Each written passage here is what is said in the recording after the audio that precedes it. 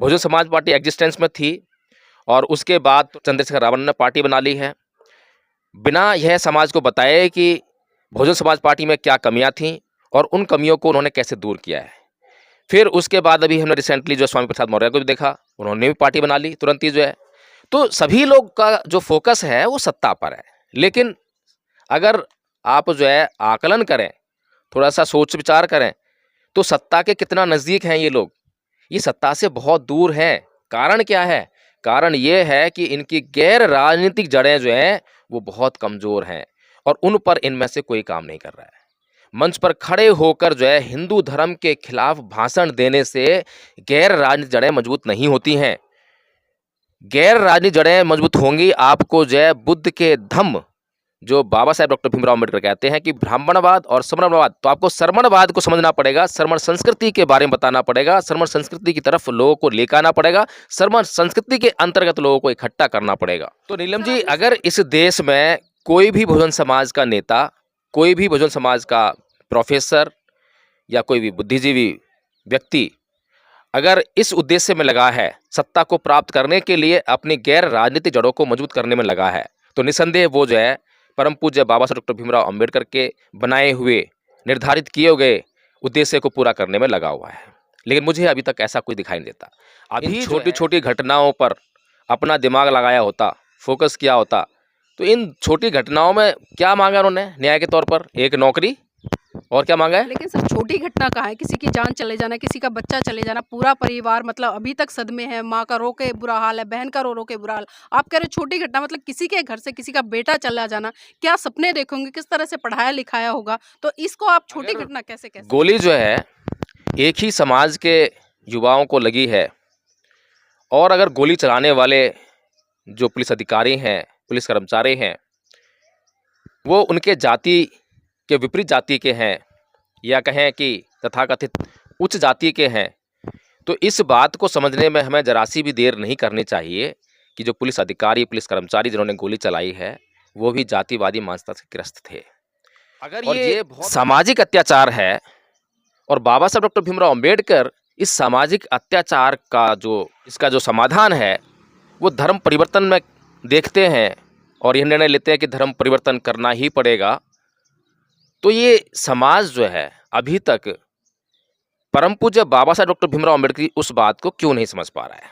आज गोलमेज सम्मेलन में पंडित मदन मोहन मालवीय जी परम पूज्य बाबा साहब डॉक्टर भीमराव अम्बेडकर के सामने जब यह प्रश्न खड़ा करते हैं कि भारत में कोई जातिवाद नहीं है, तो परम पूज्य बाबा साहब डॉक्टर भीमराव अम्बेडकर उनको अपने हाथ से पानी का गिलास देते हैं और पीने के लिए कहते हैं।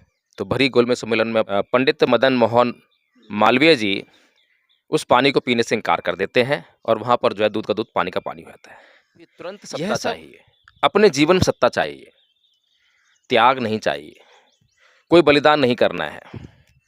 जो अब तक हमारे महापुरुषों ने बलिदान किया है, उसी बलिदान के आधार पर उनको सत्ता चाहिए, उसी बलिदान के आधार पर जो राजनीतिक सुख है वो चाहिए। लेकिन राजनीतिक सुख को प्राप्त करने के लिए जो वांछित त्याग, समर्पण और बलिदान है, उसको करने के लिए कोई तैयार नहीं है।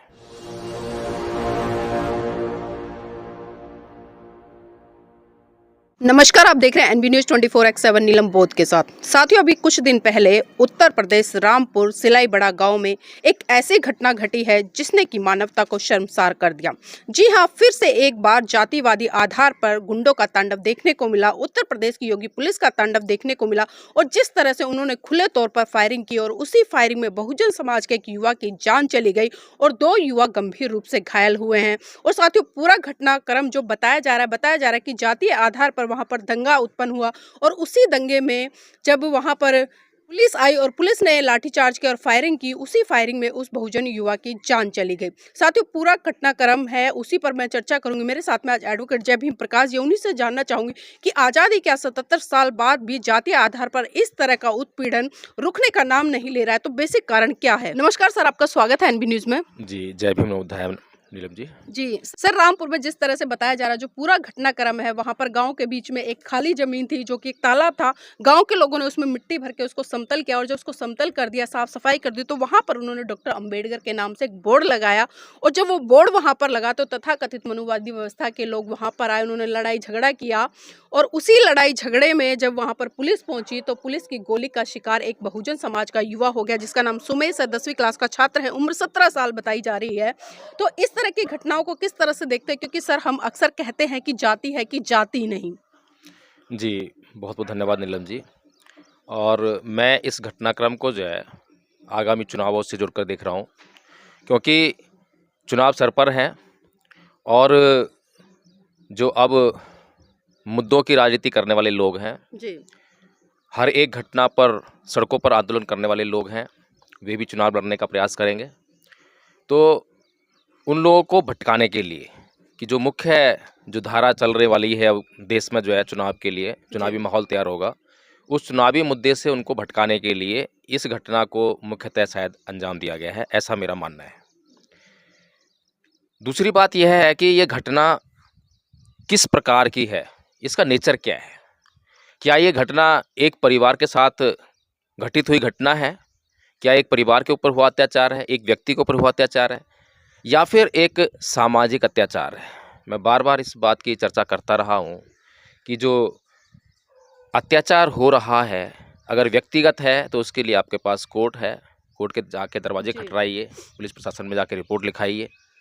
लेकिन अगर कोई घटना सामाजिक है, तो उसकी तह में जाकर, उसकी जड़ में जाकर उसका इलाज करना पड़ेगा, ताकि वह घटना जो है समाज के साथ में, समाज के किसी अन्य हिस्से में दोबारा से घटित ना हो।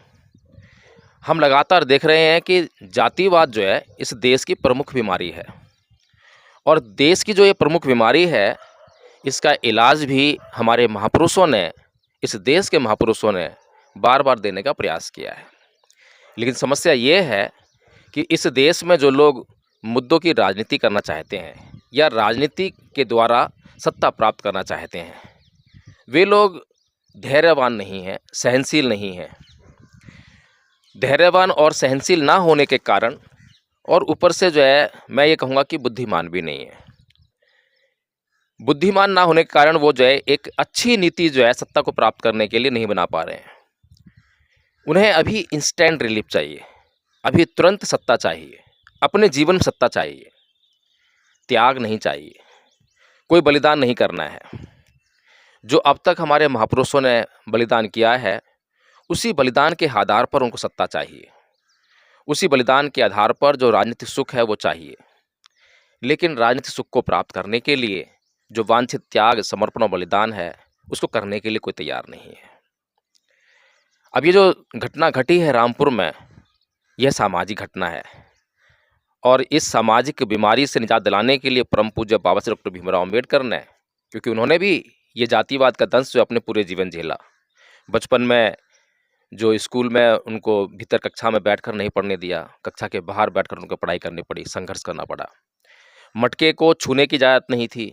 अगर चपरासी एब्सेंट है, चपरासी नहीं आया तो उस दिन वो पानी नहीं पी सकते थे, चाहे जून जुलाई की गर्मी क्यों ना हो, चाहे प्यास के मारे गला सूखा क्यों ना जा रहा हो।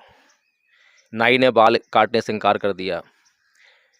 पीएचडी की डिग्री विदेशों से लेकर आए, इतने पढ़े और लिखे, उसके बाद जब भारत वापस आते हैं और जब वो नौकरी करने के लिए बड़ौदा रियासत में जाते हैं, तो जिस चपरासी को, जिसने कोई पढ़ाई लिखाई नहीं की है, वह उनको फाइल जो है उनके हाथ में नहीं देता, दूर से फेंक कर मारता है। लंदन के गोलमेज सम्मेलन में पंडित मदन मोहन मालवीय जी परम पूज्य बाबा साहब डॉक्टर भीमराव अंबेडकर के सामने जब यह प्रश्न खड़ा करते हैं कि भारत में कोई जातिवाद नहीं है, तो परम पूज्य बाबा साहब डॉक्टर भीमराव अंबेडकर उनको अपने हाथ से पानी का गिलास देते हैं और पीने के लिए कहते हैं। तो भरी गोलमेज सम्मेलन में पंडित मदन मोहन मालवीय जी उस पानी को पीने से इनकार कर देते हैं और वहाँ पर जो है दूध का दूध, पानी का पानी हो जाता है। यह सब अत्याचार परम पूज्य बाबा साहब डॉक्टर भीमराव अंबेडकर ने अपने पूरे जीवन काल में देखे और इस निष्कर्ष पर पहुँचे सन 1935 में कि यह हिंदू धर्म के कारण, हिंदू धर्म की जो व्यवस्था है हिंदू धर्म के भीतर जो सामाजिक व्यवस्था है, जिस तरह का सामाजिक व्यवस्था का निर्माण हिंदू धर्म ने लोगों को करके दिया है, यह सब उसी का परिणाम है। यह एक अध्यापक, एक नाई, एक सफाई कर्मचारी या एक चपरासी के द्वारा किया गया अत्याचार नहीं है। ये अत्याचार लगातार पूरे समाज पर हो रहा है। ये अत्याचार लगातार एक व्यवस्था कर रही है। तो 13 अक्टूबर सन 1935 को येवला की भूमि से परम पूज्य बाबा साहब डॉक्टर भीमराव अम्बेडकर जब इस निष्कर्ष पर पहुंचते हैं कि ये अत्याचार समाज के ऊपर एक धार्मिक व्यवस्था के द्वारा हो रहा है, तो वे वहाँ घोषणा करते हैं।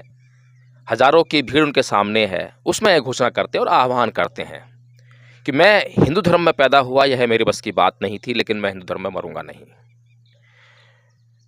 वहाँ पर वो हिंदू धर्म को त्याग देते हैं और उसके बाद 21 साल तक जो है दुनिया के तमाम धर्मों का अध्ययन करते हैं कि मेरे पीछे अब बहुत सारे लोग हैं, उनका भविष्य है, उनके लिए कौन सा धर्म उचित रहेगा। सर, ये मोटी मोटी जितनी भी बातें आपने बताई है सब लोग जानते हैं, लेकिन इसको मानने का प्रयास नहीं करते। और जिस तरह से अभी रामपुर में जो घटना घटी पहले है, मैं जी समस्या का हल बता दूं कि 21 साल तक उन्होंने जो है तमाम धर्मों का अध्ययन किया, तुलनात्मक अध्ययन किया और उसके बाद फिर वे एक निष्कर्ष पर पहुंचे। 14 अक्टूबर सन 1956 को उन्होंने बौद्ध धर्म को स्वीकार किया। लेकिन बड़े तकलीफ की बात है कि जिस परम पूज्य बाबा साहब डॉक्टर भीमराव अम्बेडकर ने अपने पूरे जीवन भर तमाम तरह का त्याग किया, पूरी तरह से समाज के प्रति समर्पित रहे, जो भी वांछित बलिदान उनके जीवन में अपने उद्देश्य को पूरा करने के लिए चाहिए था, वो बलिदान उन्होंने दिया, चाहे वो अपनी पत्नी का बलिदान हो, चाहे बच्चों का बलिदान हो। लेकिन इस बात को आज का युवा नहीं समझ पा रहा है। इस बात को आज के जो समाज के नेता हैं, जो राजनीति करना चाहते हैं, वो नहीं समझ पा रहे हैं। इसी बात को आज इस समाज का जो बुद्धिजीवी वर्ग है, वो नहीं समझ पा रहा है। बहुत सारे प्रोफेसर हैं जो आज बहुजन समाज के लिए आंदोलन करने का दावा करते हैं, लेकिन मैं ये समझता हूँ कि वो जो है अभी तक परम पूज्य बाबा साहब डॉक्टर भीमराव अम्बेडकर की बात नहीं कर पा रहे हैं। अगर ये सामाजिक अत्याचार है और बाबा साहब डॉक्टर भीमराव अम्बेडकर इस सामाजिक अत्याचार का जो सॉल्यूशन है, इसका जो समाधान है, वो धर्म परिवर्तन में देखते हैं और यह निर्णय लेते हैं कि धर्म परिवर्तन करना ही पड़ेगा, तो ये समाज जो है अभी तक परम पूज्य बाबा साहब डॉक्टर भीमराव अम्बेडकर की उस बात को क्यों नहीं समझ पा रहा है। आज प्रिंट मीडिया का ज़माना नहीं है। परम पूज्य बाबा साहब डॉक्टर भीमराव अम्बेडकर के ज़माने में खाली प्रिंट मीडिया थी, जिसके कारण जो है कि संचार व्यवस्था, यानी कि अगर बाबा साहब कुछ बात कह रहे हैं तो उनके लोगों तक पहुंचने में बड़ी असुविधा थी, बहुत समय लग सकता था, सालों साल लग सकते थे। लेकिन आज जो है सोशल मीडिया के माध्यम से कोई भी एक बात, कोई भी एक विचार तुरंत तेज़ गति से जो है फैलता है। और मैं ये जानना चाहता हूँ कि कौन सा ऐसा अम्बेडकरवादी है जिसको यह नहीं पता है कि परम पूज्य बाबा साहब डॉक्टर भीमराव अम्बेडकर ने सामाजिक अत्याचार को रोकने के लिए क्या समाधान समाज के सामने प्रस्तुत किया है। कौन सा ऐसा अम्बेडकरवादी है? सबको पता है, लेकिन फिर क्यों नहीं उस समाधान की तरफ बढ़ रहे हैं? क्यों नहीं उस अत्याचार को जड़ से समाप्त करने की तरफ बढ़ रहे हैं? मतलब सर, आप ये कह रहे हैं कि अगर ये लोग बौद्ध धर्म अपना लेते तो तब ये गोलियां जो चल रही थी, तो वो लड़का जो सर्वेश नाम का युवा है वो उसका शिकार नहीं होता। देखिए, ये जो गोली चलाई गई है, ये अगर जो दंगाई थे उनके द्वारा गोली चलाई गई होती तो मैं एक बार के लिए मान लेता कि इसका चुनाव से संबंध नहीं है। लेकिन पुलिस के द्वारा गोली चलाई गई है और पुलिस जो है कभी भी इस प्रकार से गोली नहीं चला सकती है दंगों में कि किसी की हत्या हो जाए। बहुत मुश्किल मामला है। एक गांव के तो लोग थे, छोटे थोड़े बहुत लोग होंगे, कोई हजारों की संख्या वहाँ पर नहीं रही होगी, बहुत कम लोग रहे होंगे। उनको तितर बितर करने के लिए लाठी चार्ज जो है पर्याप्त रहा होगा। लेकिन लाठी चार्ज का इस्तेमाल केवल ना करके वहाँ पर गोली चलाना, और गोली भी जो है कई तरह की होती हैं, वो जो ऐसी गोलियां भी होती हैं जिससे कि इंजर्ड हो जाता है आदमी, मरता नहीं है। लेकिन सर, एक चीज और जो निकल के आ रही है, जो घटनाक्रम पूरा है कि गोली युवा को लगी है और उसकी मृत्यु हो गई, और 2 युवा हैं, वो भी मतलब तीनों के तीनों बहुजन समाज के हैं, दलित समाज से आने वाले हैं। जी, मैं इसीलिए मैं बता रहा हूँ क्योंकि अगर गोली जो है एक ही समाज के युवाओं को लगी है और अगर गोली चलाने वाले जो पुलिस अधिकारी हैं, पुलिस कर्मचारी हैं, वो उनके जाति के विपरीत जाति के हैं, या कहें कि तथाकथित उच्च जाति के हैं, तो इस बात को समझने में हमें जरा सी भी देर नहीं करनी चाहिए कि जो पुलिस अधिकारी, पुलिस कर्मचारी जिन्होंने गोली चलाई है, वो भी जातिवादी मानसिकता से ग्रस्त थे। और ये बहुत बड़ी समस्या है नीलम जी। लोग बोलते हैं कि आज संविधान लागू हो गया है, समानता का अधिकार है, तो आप लोग भी समानता को बरतिए, आरक्षण को छोड़िए। अभी ये जो घटना को अंजाम दिया गया है, इसमें अगर पुलिस अधिकारी, पुलिस कर्मचारी जातिवादी मानसिकता से पीड़ित होकर जो है अपने कर्तव्य को भूलकर, न्याय को भूलकर अत्याचार करने के लिए उन्मुख हो जाता है, तो फिर हम इस देश की जो परिस्थितियां हैं उनसे क्या पता लगाएं कि इस देश की कैसी परिस्थितियां चल रही हैं। तो नीलम जी, सबसे जो बड़ी बात है वो हमें समझनी पड़ेगी कि चुनाव सर पर हैं और कुछ लोग जो हैं इस समाज को सत्ता दिलाने का, भरोसा दिलाने का प्रयास कर रहे हैं। अभी चुनावों में उतरने की बात कर रहे हैं, जैसे कि चंद्रशेखर रावण जो है वो अक्सर सड़कों की राजनीति करते हैं और अब ये घटना घटी है, इसके लिए भी आंदोलन करेंगे। इसमें गए हैं, वो घटनाक्रम पर गए हैं, उन्होंने बड़ा प्रोटेस्ट किया है, सरकार से डिमांड भी किया और सर बता रहे हैं कि कुछ पुलिस अधिकारी को सस्पेंड भी कर दिया गया है।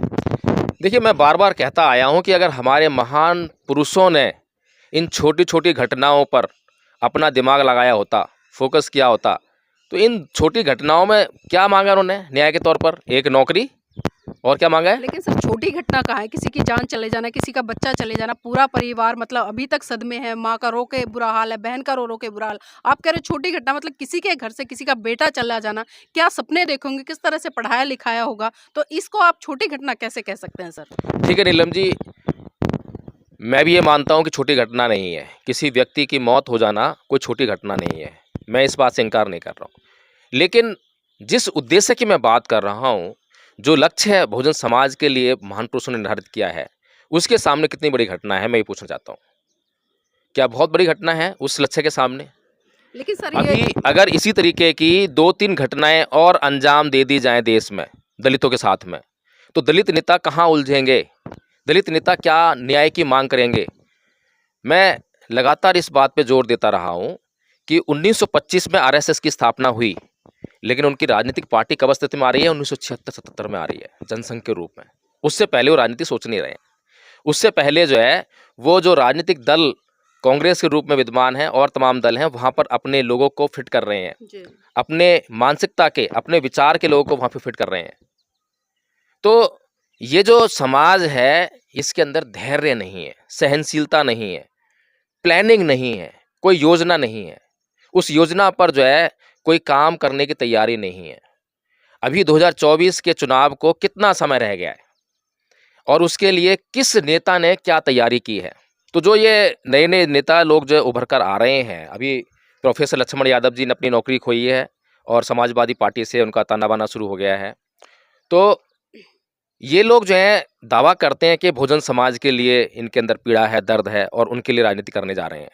मैं ये पूछना चाहता हूँ कि इनमें से कौन सा नेता, कौन सा प्रोफेसर बहुजन समाज को सत्ता दिलाने का प्रयास कर रहा है? तो सर राजनीति में जाने में बुराई क्या है और आवाज़ उठाने, क्योंकि हम देख रहे हैं कि लगातार ये लोग बहुजन समाज की आवाज़ उठाते हैं और पार्टी में किसी में भी जाना वो उनका पर्सनल निजी वो है, लेकिन अब काम तो समाज के लिए कर रहे हैं ना, आवाज़ तो समाज के लिए उठा रहे हैं ना।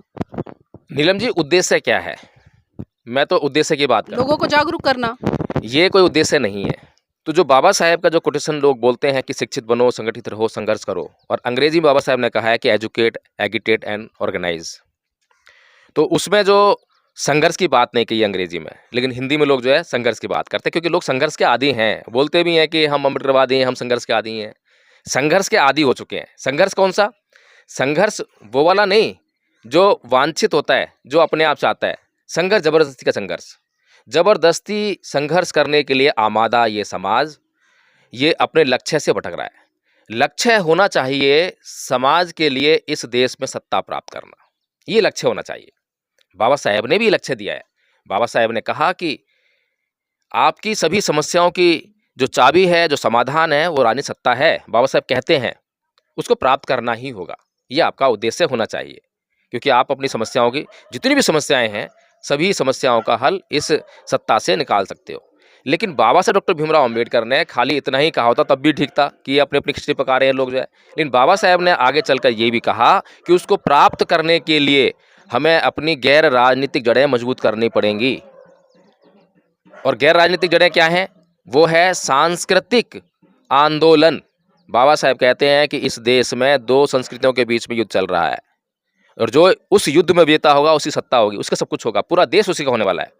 आज ब्राह्मण संस्कृति उस युद्ध में जो है विजेता के तौर पर हमें दिखाई दे रही है।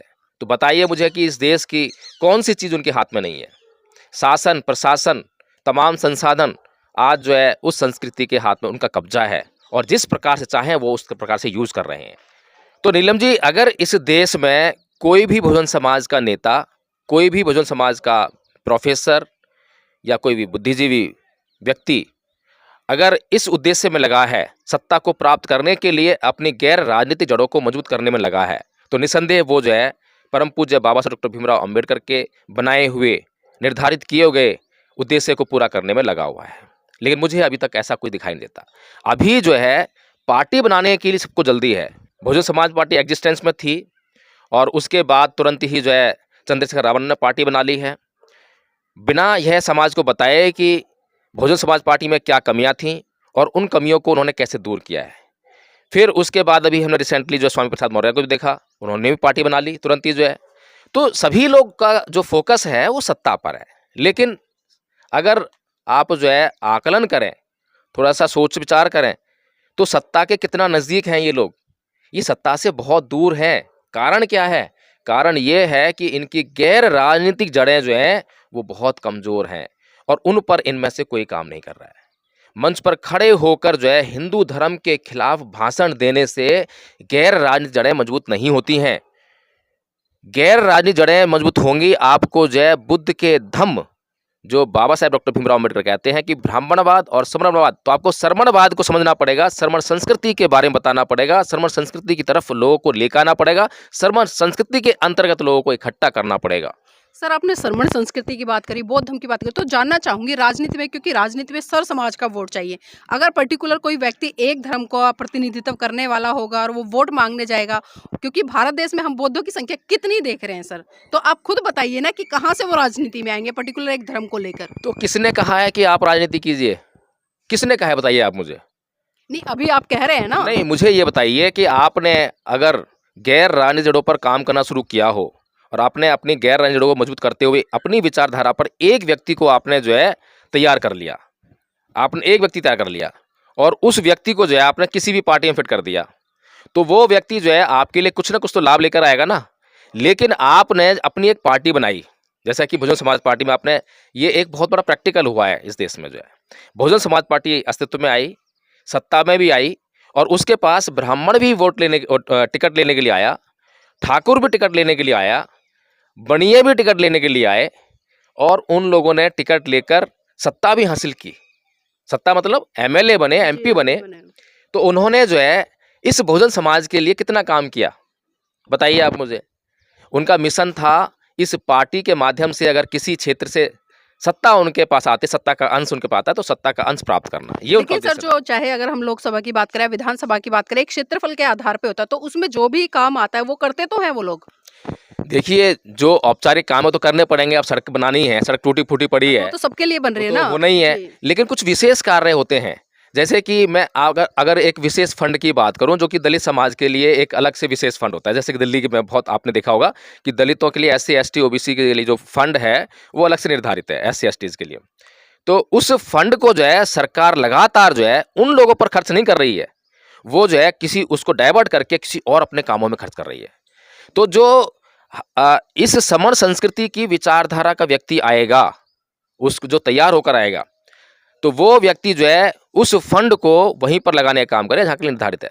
तो कुल मिलाकर नीलम जी, हमें ये समझना पड़ेगा, इस समाज के बुद्धिजीवी समाज को समझना पड़ेगा कि जिस प्रकार से RSS ने बहुत धैर्य रखा, सहनशीलता दिखाई, 76-77 में पहली बार उन्होंने जो है एक राजनीतिक तौर पर कुछ तैयार किया और तब भी उन्होंने जो है ये नहीं होने दिया कि RSS का कुछ कनेक्शन है। 2014 तक वो मना करते रहे कि उनका जो है BJP से कोई कनेक्शन है। तो इस तरह से जो है बहुत ही गंभीर होकर जो है एक कार्य करना पड़ता है, सांस्कृतिक अपनी जो विरासत है उसको खड़ा करना पड़ता है। जैसा माहौल हो उस माहौल में आप क्या कर सकते हैं उस पे फोकस करना पड़ता है जी। और उसके ज़रिए जो है आपको जो है अपने लिए तैयारियां करनी पड़ती हैं। ऐसा नहीं है कि आज अगर हिंदू संस्कृति का यहाँ पर जो है माहौल बन गया है, ब्राह्मण संस्कृति का माहौल बन गया है तो ये समाप्त नहीं हो सकता। पूर्व में ये पूरा जम्बू द्वीप दूर दूर तक जो है बौद्ध धर्म से पर्याप्त मात्रा में यहाँ पर लोग थे और बौद्ध राष्ट्र था और ये पुनः बौद्ध राष्ट्र बन सकता है। लेकिन समस्या ये है कि जो हमारा बुद्धिजीवी वर्ग ही बौद्ध नहीं है, जो हमारे नेता लोग ही बौद्ध नहीं हैं और बौद्ध धर्म के नाम पर अगर उनके पास है तो औपचारिकताएं हैं, केवल नाम का परिवर्तन है, उनके पास कोई अध्ययन नहीं है। अगर उनसे पूछ लिया जाए कि बौद्ध धर्म के बारे में क्या जानकारी है आपके पास, तो कुछ नहीं है। स्वामी प्रसाद के मैंने बहुत सारे वीडियो देखे हैं, तो केवल हिंदू धर्म के खिलाफ बोलते हैं, वही बौद्ध धर्म है। हिंदू धर्म के खिलाफ बोलना ही बौद्ध धर्म हो गया है, ये एक सबसे बड़ी समस्या हमारे लिए हो गई है। तो हमें चाहिए कि जो हमारा बुद्धिजीवी वर्ग है वो बुद्ध के धर्म का गहन अध्ययन करके कुछ ऐसा सिस्टम तैयार करे जिससे कि लगातार लोगों को बौद्ध बनाया जा सके। तो धम्मपद संघ ने ऐसा कार्य शुरू कर दिया है जिसमें कि वो अपना सिलेबस उन्होंने तैयार कर लिया है और आचार्य बनाने की प्रक्रिया चल रही है और बहुत सारे आचार्य बनाए जा चुके हैं और उसमें जो है इस तरीके से अगर काम चलता रहा तो निसंदेह जो है आप आगे आने वाले टाइम में देखेंगे कि बहुत बड़ा समुदाय जो है उससे जुड़ेगा और निसंदेह जो है जो परम पूज्य बाबा साहेब डॉक्टर का सपना है वो पूरा होगा।